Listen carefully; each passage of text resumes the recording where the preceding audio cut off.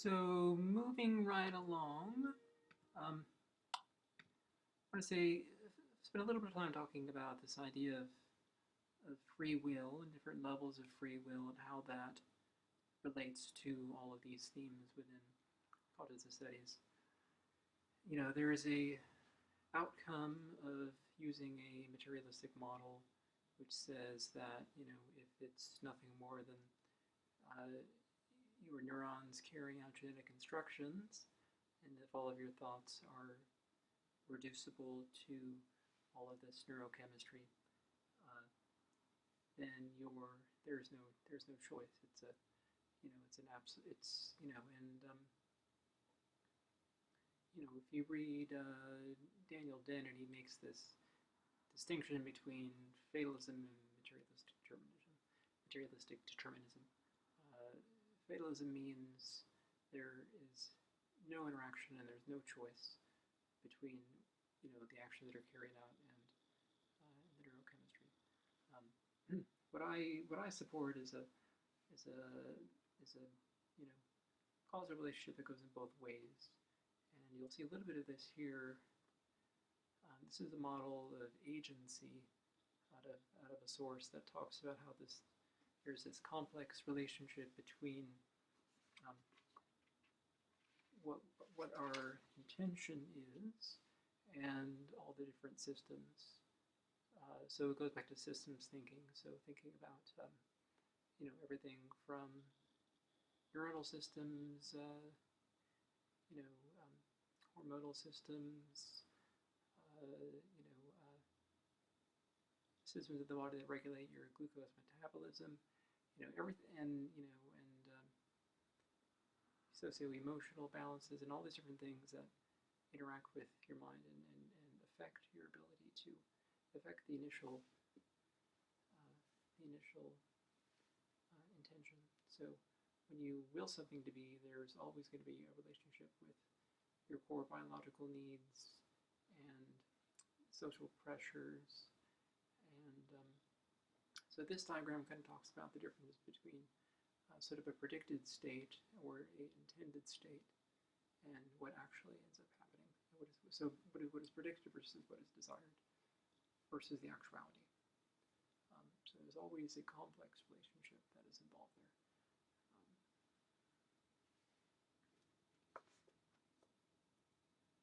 So I want to move on, and I want to start talking about the different varieties of perspectives and orientations in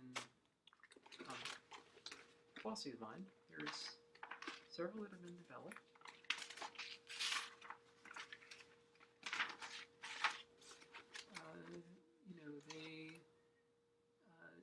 They include monistic frames versus dualistic frames. So the dualistic frames basically propose that there's two sorts of stuff.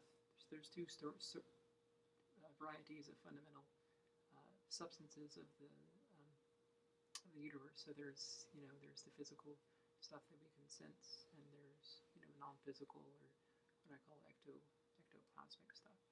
So the classical model is the Cartesian model, which talks about the mental realm being causally distinct, and the fact that we can observe our thoughts. There's some, it's very, very distinct. Another dualistic realm is a panpsychic position. The panpsychic position, and it's something that I actually argue against. It's this idea that panpsychism is this idea that you cannot give what you do not possess. So the lower systems that we come from have some element of deliberation. So the evidence that is cited in the panpsychic position is that if you for example, if you observe an electron, the position of the electron changes and is dependent on an observer, and an observer is able to alter the behavior of an electron. Therefore, an electron has some sort of purposeful existence. There's an alter position called pan-proto-psychism, which says there's some kind of proto or not very well developed form of mind in these lower systems. It's actually a position that's been along for a very long time. Frederick Myers.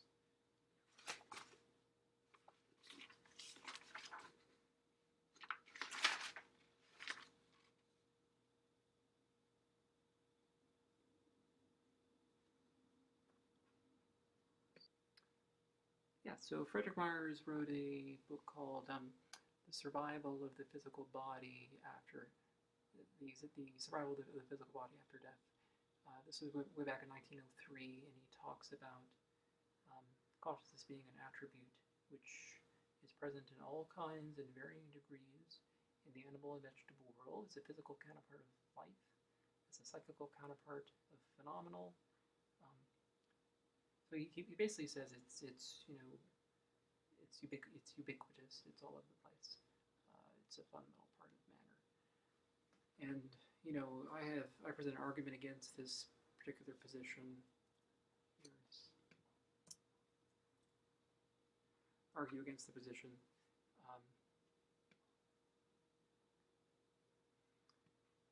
Here are the contentions of panpsychism.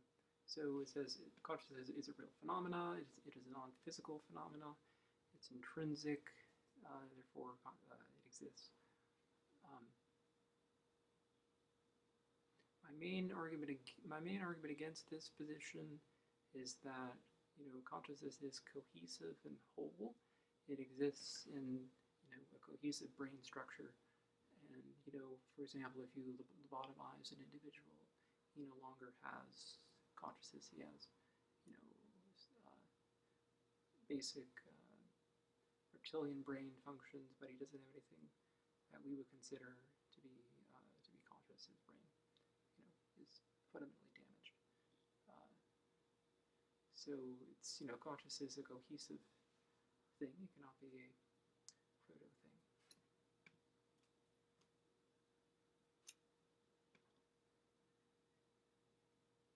So these are the premises of the Cartesian position. Directability of the mental realm refutes reduction. Thoughts produce being, and being supersedes extended things. Thinking is clearly and distinctly apart from the physical realm.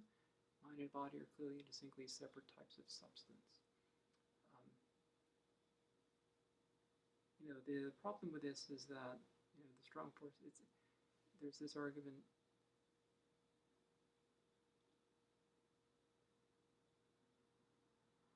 It's this idea of intentionality. What intentionality is? Intentionality is not the unseen ectoplasmic hands of the puppeteer controlling some unknown modality of connection between mind and body. So if you separate mind and body as two different kinds of fundamental substances, you have to account for how these different types of substances interact. How does the ghost? Here's a ghost here. How does the ghost inside the machine interact with the machine? If it's a ghost, it has no modality of interaction, and that's something that is, a clear fallacy in this argument.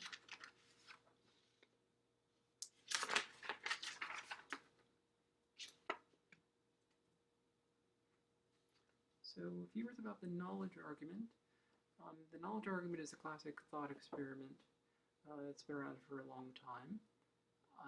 The knowledge argument is supposed to tell you something about how special and phenomenal consciousness is. So it proposes basically that if you take someone and put her in a black and white room, neuroscientist Mary, if you put her in a black and white room for her entire lifespan, and she becomes, educated to the PhD level in the neurosciences, and she knows everything about, neurological correlation, and she can predict what sort of events will happen when different wavelengths hit her retina. She can predict all of that, and she spends her entire lifetime in a black and white room. reading books and studying these things, and she knows all there is to know about this. When she leaves this room, what does she learn, or does she learn anything new?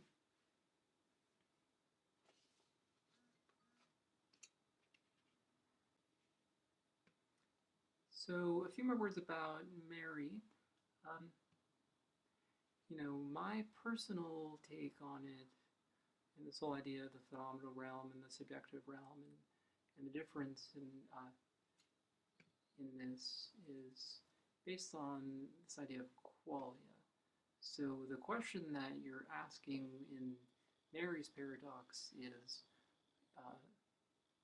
what's the difference between, you know, the neurological cascade and knowing about the neurological cascade and being able to name all the parts of your anatomy, your retina and your optic chiasm and your ventral, your V1 association area and all the different nuclei. What's the difference between knowing that and being able to name the number of the precise wavelength measurement? What's the difference between knowing all that and having an experience?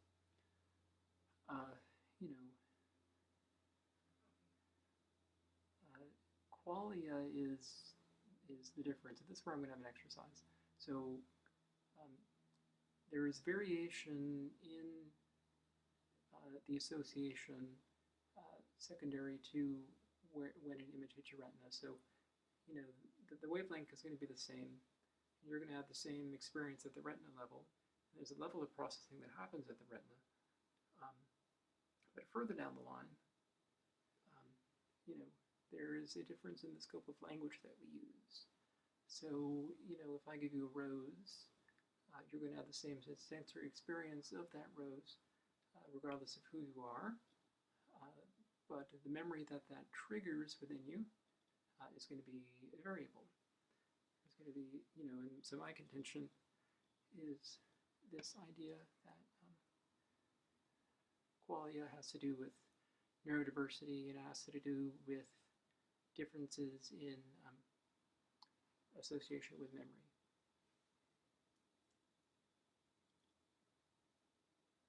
And so this leads me to a discussion about the neurocorrelates and the idea of what it means to be neurologically correlated.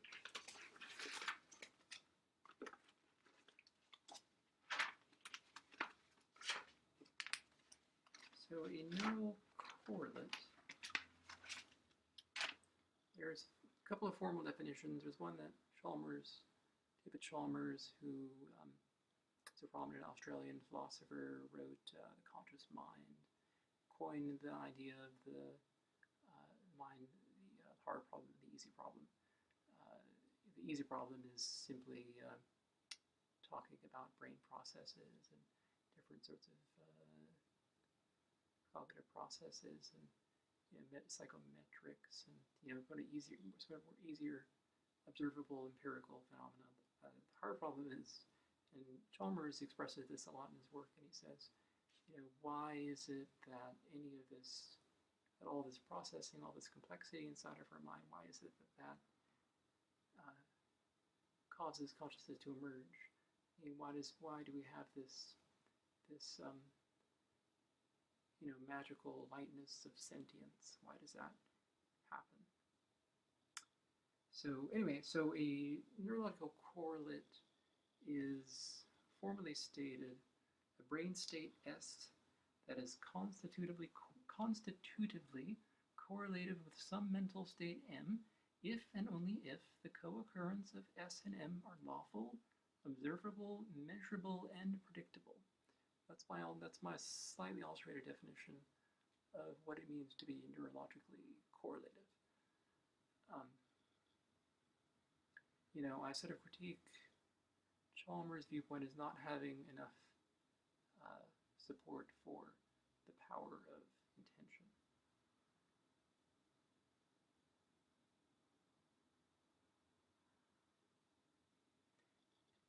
And the thing about neurological correlation is that our day-to-day experience of consciousness involves the constant activation and deactivation and shifts along the cascade.